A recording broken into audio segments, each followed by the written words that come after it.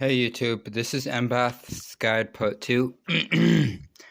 The last video cut out because I didn't have enough storage space, but I'm going to follow up on my last video.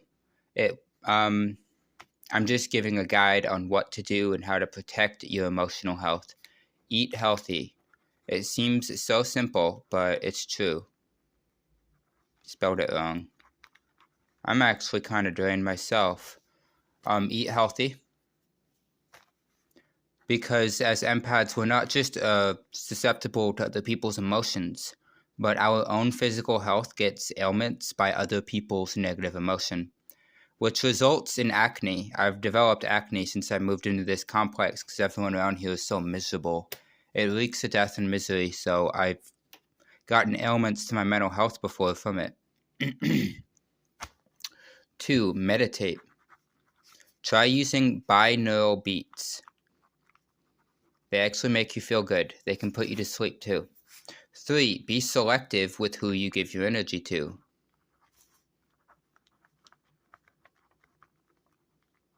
There you go. Be selective. I'm going to tell a story from my own experience. Don't think I'm venting or gasping about my problems. It's an example of it's all leading to somewhere. Let's call him Corbin. We'll just use Corbin as a name.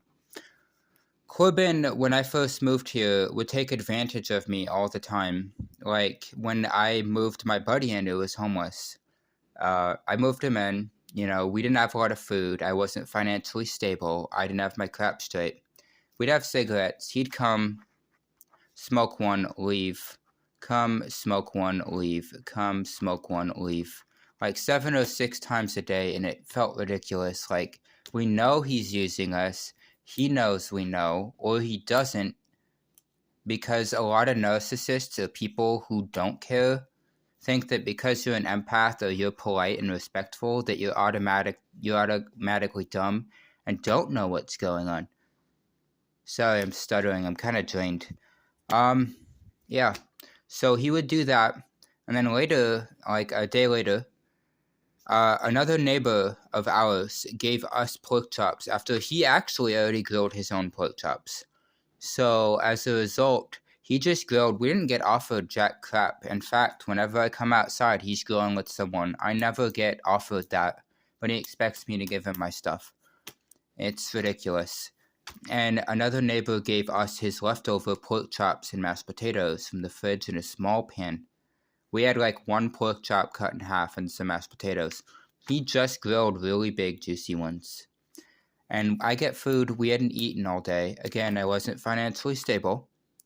And he says, hey, can I have it? After I said, let's eat. The can I have it? You just grilled, bro. It's what my friend said. He's like, bro, you just grilled your own. He's like, well, F you little F and B, you a-hole, blah, blah, blah, and threw a tantrum. And Corbin would also come into my place when I'm in the bathroom and go looking through my cupboards and fridge. I'd come out, what's going on, Corbin? He's like, oh, nothing, just looking if you needed any food. I'm like, yeah, you don't have any food. I know better, you don't budget. First thing my instinct told me, he wanted to see if I had something to give him. So it's a prime example. A neighbor gives us his leftover barbecue pork chops, and he just had his own. And he expects your only meal that because you haven't eaten all day for like 8 hours, barely ever eat, expects that from you and throws a fit when you don't. I like to call that persecution. That's my perspective. They persecuted Jesus because he didn't do what they wanted him to. He didn't kill the king and take the throne. It's a metaphor. As a result, I've stopped going around this specific person. I've had people, whenever I'm around, he'll just go in my fridge, open a can, and start eating. Doesn't even ask. This other guy, we'll call him Mike. Mike would go around, just open my fridge and start eating. Eat. It's like, bro, do you have any respect at all?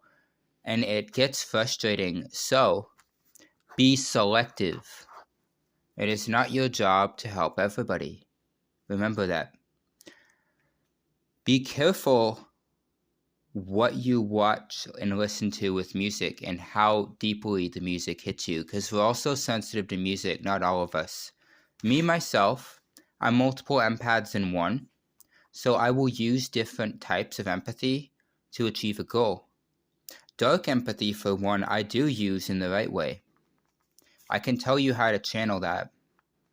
If you want to help others and you see a narcissist trying to take advantage of somebody, that's when you use your dark empathy. You go in there and be an absolute jerk with dark empathy. I mean, you can straight out make a scene. The narcissist will play the victim and you won't care at all. That's dark empathy. That way, you just help somebody who needed it.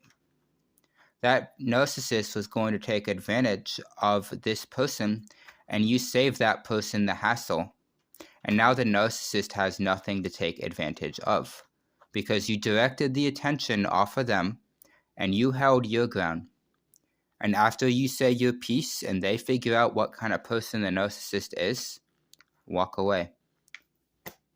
Sure, you'll be leaving it in chaos, but there's a difference between directed chaos for a cause and just mindless negativity. Sometimes we gotta be rude to get something done. Once the job is done, walk out. That's how you use dark empathy in the right way. I myself am so many empaths compiled into one, it's very, very, very difficult for me. It's really hard. I have traits of a dark empath. I have traits of intuitive, emotional, everything. I've got a bit of everything. And it's not easy. So that's how you lay boundaries. That's how you use dark empathy. And this is just the second part of the guide. I'm stuttering because I'm drained myself. So have a great day, stay positive, and I love you all.